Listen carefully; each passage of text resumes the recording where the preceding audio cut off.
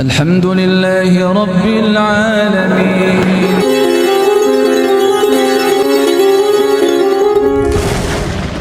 Dia sadar betul kesembuhan dari Allah, kekayaan datang dari Allah, dan di dalam menyalurkan harta pun dia juga mengatasnamakan Allah Subhanahu wa taala. Berapapun yang dikeluarkan di jalan Allah, pasti Allah memberikan balasan. Setidaknya satu keyakinan bahwa harta yang diberikan di jalan Allah itu tidak kemana-mana, itu tetap menjadi milik kita, bahkan itu menjadi milik kita yang sejati kelak di akhirat. Maka harta yang tidak disalurkan di jalan Allah sesungguhnya dia hanya habis di dunia, mati tidak membawa sama sekali.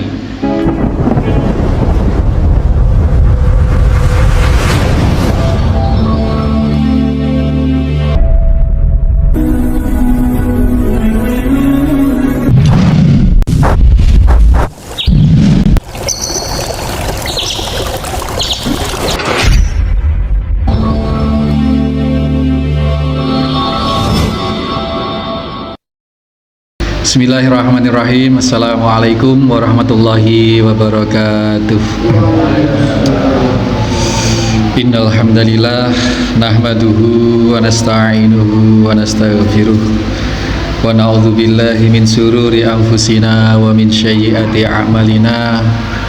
May yahdihillahu fala mudhillalah wa may yudlil fala hadiyalah. Asyhadu an la ilaha illallah wahdahu la syarikalah. Asyhadu anna Muhammadan abduhu wa rasuluhu wa ba'd. Hadirin hadirat, bapak-bapak, ibu-ibu di Masjid Al-Muslimun Curah Jero Panji Situbondo maupun di mana saja saat ini menyimak kajian ini, rahimani wa rahimakumullah. Ini karakteristik orang-orang beriman kalau bertransaksi itu saling memudahkan, saling tidak menyulitkan gitu. Saling tidak menyulitkan. Maka apa jawaban dia? Ambillah gitu ya. Fahud ma syi'ta, ya. Ambillah yang engkau mau, jumlah berapapun gitu. Wada' ma syi'ta. Dan kalau engkau berkenan menyisakan, sisakan sekemauanmu. Sak gelem engkau sisakan. Ini loh Pak. Jadi karena dia merasa bahwa rizki itu datangnya dari Allah, dia waktu ngambilnya juga karena Allah Subhanahu wa taala, maka dia menyalurkan pun juga karena Allah Subhanahu wa taala. Dilihat di depan mata ini adalah satu bentuk pahala yang besar karena menolong seorang ibnu sabil, orang yang berkehabisan bekal di perjalanan, dia musafir. Dan dia menyatakan bahwa demi Allah tidak akan ada yang bisa menolongku hari ini kecuali Allah, kemudian engkau. Maka orang ini melihat peluang di situ. Ini adalah peluang besar untuk memperoleh keridhaan Allah Subhanahu wa taala. Maka hartaku aku serahkan kepada dia. Dia minta hanya satu kambing, maka dia takut kurang atau apapun namanya, maka ambillah semaumu. Ambil sudah. Engkau berjalan karena Allah, engkau melakukan perjalanan karena Allah. Ambil semaumu, dan kalau kamu sisakan juga sekehendakmu. Nah, ini Bapak sekalian karakteristik orang yang muraqabah, memandang segala sesuatu dari sisi ukhrawi, memandang segala sesuatu dari sisi kedekatan, kehubungan atau relationship-nya dengan Allah Subhanahu wa taala. Segala sesuatu diukur dari keridhaan Allah Subhanahu wa taala. Beda jauh dengan dua orang yang juragan sapi dengan juragan onta tadi. Dia menyandarkan segala sesuatu berpulang pada duniawi semata, orientasi dunia, oriented, duniawi semata pandangannya. Sehingga dia sulit mengeluarkan hartanya itu. Harta itu mengeluarkan harta di jalan Allah sulit karena merasa tidak menguntungkan secara materi terhadap dia. Coba kalau diberi tawaran permodalan misalkan yang akan menghasilkan sekian secara zahir, secara duniawi, maka dia akan cenderung seperti itu. Maka orang kaya yang tidak mendapatkan rahmat dari Allah Subhanahu wa taala itu Pak, mempertaruhkan segala kekayaannya untuk apa? Untuk memperoleh kekayaan baru. jadilah dia berinvestasi, dia bersaham, dia berini dan itu. Dan kalau hartanya ini tidak mencukupi, dia tergoda untuk mengambil hutang. Dalam rangka apa? Untuk mengembangkan hartanya supaya menjadi lebih banyak dan lebih banyak, tanpa meninjau caranya itu dalam berhutang itu apakah halal, apakah haram.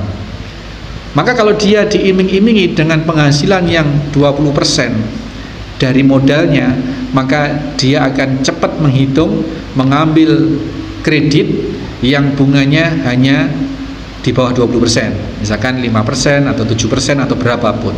Dia berspekulasi seperti itu. Aku ngambil kredit dengan bunga 7%, tetapi ini potensi usaha ini bisa menghasilkan 30% atau 20%. Wah, ini hitung-hitungan ekonomis yang tidak mendapatkan hidayah, tidak mendapatkan pencerahan. Sehingga orang yang seperti itu senantiasa sulit juga untuk mengeluarkan harta yang tidak ada misi keuntungan duniawinya. Terhadap akhirat tidak kenal, ya kenal tapi dia tidak ngefek ke hatinya. Oh, kalau bersedekah sekian akan mendapatkan sekian dari Allah. Itu kan abstrak, itu kan nanti, itu kan yang real sajalah kita. Kadang-kadang seperti itu, mikirnya seperti itu. Maka Bapak Ibu sekalian, mudah-mudahan kita dilembutkan hati kita oleh Allah Subhanahu wa taala, sebagaimana orang yang diceritakan oleh Nabi sallallahu alaihi wasallam, sang bekas orang buta yang sudah sembuh dan jadi kaya ini, dia sadar betul kesembuhan dari Allah, kekayaan datang dari Allah, dan di dalam menyalurkan harta pun dia juga mengatasnamakan Allah Subhanahu wa taala. Berapapun yang dikeluarkan di jalan Allah, pasti Allah memberikan balasan. Setidaknya satu keyakinan bahwa harta yang diberikan di jalan Allah itu tidak kemana-mana, itu tetap menjadi milik kita, bahkan itu menjadi milik kita yang sejati kelak di akhirat. Maka harta yang tidak disalurkan di jalan Allah sesungguhnya hanya habis di dunia, mati tidak membawa sama sekali. Tapi harta yang disalurkan di jalan Allah, disedekahkan, diinfakkan, dikurbankan, ini musim kurban sekarang ini, diwakafkan dan seterusnya, itulah harta yang sebenarnya yang akan kita bawa mati kelak. Maka juragan kambing ini meyakini itu, meyakini hal yang demikian itu. Maka malaikat menyatakan amsik malaka, peliharalah. Enggak, saya enggak jadi minta hartamu, openi hartamu, peliharalah hartamu. Sesungguhnya fa innama tubtuliyahum, sungguhnya aku hanya diutus oleh Allah untuk menguji kalian. Kalian itu ya tadi orang tiga tadi. Dan dua temanmu mendapatkan kemurkaan Allah, dia tidak lulus, dan engkau lulus, engkau mendapatkan keridhaan dari Allah Subhanahu wa taala. Ini Bapak sekalian, maka kita harus selalu berada dalam kesadaran hari-hari kita ini adalah hari-hari kita menjalani ujian. Yang ujian itu senantiasa terpantau oleh Allah Subhanahu wa taala. Kalau kita geser ke kiri, artinya kita menghindar atau tidak memegang prinsip-prinsip muraqabah, ya kita berpotensi mendapat sakhat Allah, mendapatkan kemurkaan dari Allah Subhanahu wa taala, ya. Sakhat Allah, kemurkaan. Apabila kita memelihara diri di jalur kanan, bahwa selantiasa yang kita lakukan adalah untuk memperoleh balasan, pahala, keridhaan Allah Subhanahu wa taala, maka kita mendapatkan keberkahan, kita mendapatkan keridhaan Allah Subhanahu wa taala. Faqat radhiyallahu anka, kata malaikat itu. Faqat radhiyallahu anka. Sungguh Allah memberikan ridho kepadamu dan memberikan kemurkaan kepada kedua temanmu. Ini naudzubillah. Bapak sekalian, cukup jelas insyaallah hadis ini di beberapa tempat hadis ini saya sampaikan dalam 3 kali pertemuan. Tapi di sini cukup 2 kali, kita singkat ya, yang penting poinnya sudah ketemu bahwasanya kita selalu diberikan di dunia ini kan isinya hanya 2 dalam menghadapi ujian, yakni kesabaran dan kesyukuran. Itu saja. Ada pertanyaan Ibu sekalian? Oh, nggih, Pak Yan, apa Yayan? Waalaikumsalam warahmatullahi wabarakatuh.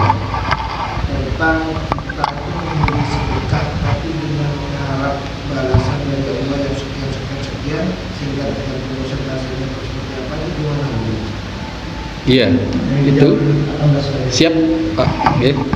Karena saya mendefinisi secara bahasa itu Muraqabah.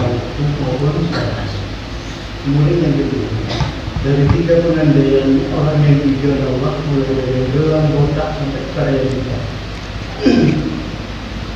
Di sini kesimpulannya, poinnya ada ibrota.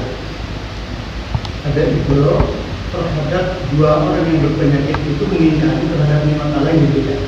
Sementara yang satu ini betul-betul mengakui semua itu datangnya merupakan nikmat dari Allah. Yang selamat itu adalah yang tidak.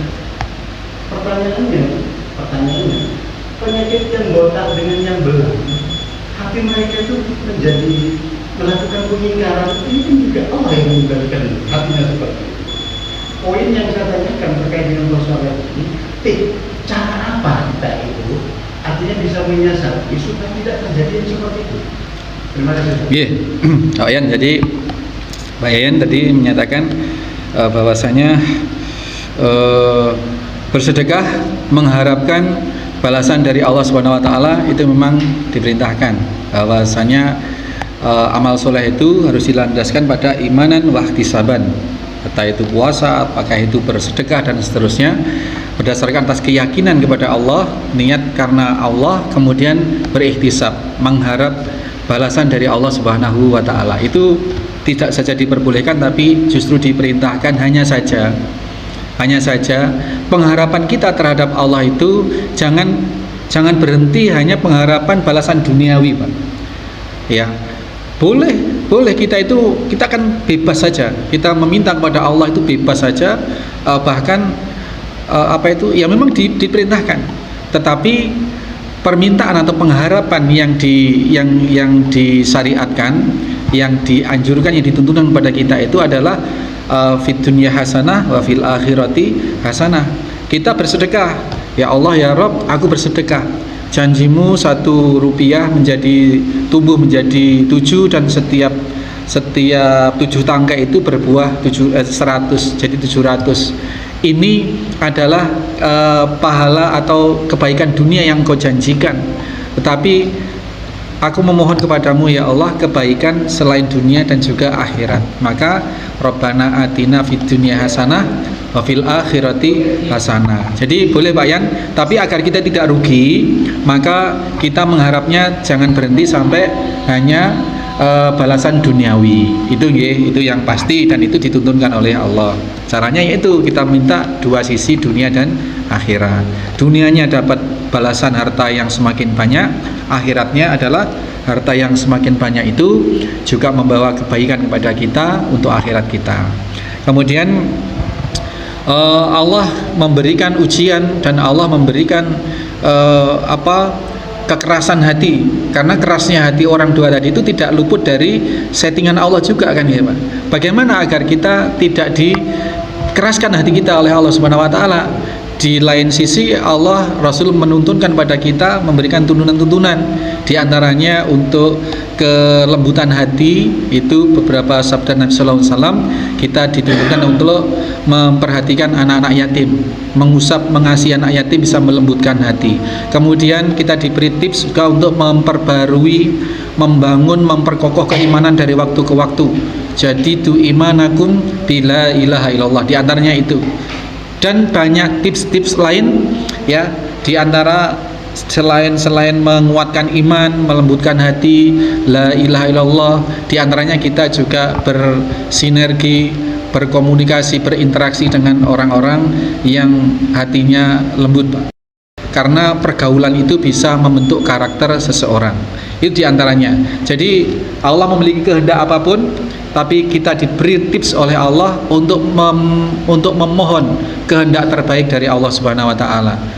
Jadi termasuk keimanan yang dikuatkan, hati yang dilembutkan, ada caranya, dan cara itu dari Allah, dari Rasulullah, Pak Didi nggih. Ngaten. Jadi insyaallah semua ada tuntunannya, ada panduannya, asalkan kita mengilmui dan kita mengamalkan, kita bersandar kepada Allah Subhanahu wa taala agar tidak terjadi nasib kita seperti orang juragan unta dan juragan sapi, agar kita dipelihara oleh Allah hati kita sebagaimana juragan kambing yang mensyukuri kenikmatan itu dengan cara apa? Dengan cara bermuraqabah. Gitu ya Bapak sekalian, ibu-ibu ada? Nanti mungkin di belakang waktu isoma ya Bu, waktu isoma. Subhanakallahumma wa bihamdika asyhadu alla ilaha illa anta astaghfiruka wa atubu ilaik. Assalamualaikum warahmatullahi wabarakatuh. Waalaikumsalam.